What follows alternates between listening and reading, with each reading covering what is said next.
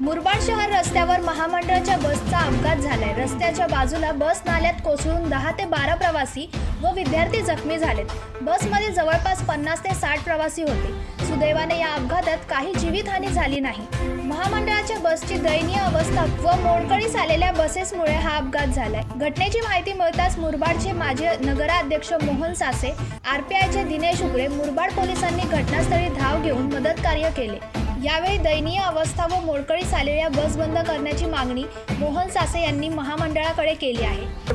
बस बंद होऊन आपल्याला नवीन बस मिळाल्या पाहिजेत, कारण एवढ्या खराब झालेल्या बस आहेत का प्रत्येक ड्रायव्हर आणि किन्नर आणि प्रवाशीचा जीव मुठीत धरून चालत असतो। एक लोकप्रतिनिधी म्हणून तुम्ही काय त्यांच्याकडे निवेदन द्याल? लोकप्रतिनिधी म्हणून स्थानिक आमदारांच्याकडे आम्ही विनंती करणार आहेत की यापुढे ह्या जुन्या बस कशा बंद होतील आणि नवीन बस जवळजवळ येतीलच। आमदार साहेबांनी मागे आश्वासन सुद्धा दिलेले आहे, सीएनजीच्या बस लवकरच आपल्या आगारामध्ये हे होणार आहे। गाड्यांची अवस्था बरोबर आहे काय? गाड्याची अवस्था कंडिशन तशी काही चांगली नाही, म्हणजे आता ते सगळं सुरक्षित बघून आम्ही घेऊन येतो आणि घेऊन आलो आणि 2 ट्रिपा मारल्या याच्यावर आणि शेवटची ट्रिप होती। आम्ही जात असताना अचानक तिचा पाटा तुटला आणि ती खाली जाते समजता ब्रेक पूर्ण पकडला आणि ब्रेक टाकला, तरी गाडी एकदम ब्रिजच्या वरती जाऊन हळूहळू खाली पडली, त्यामुळे अपघात।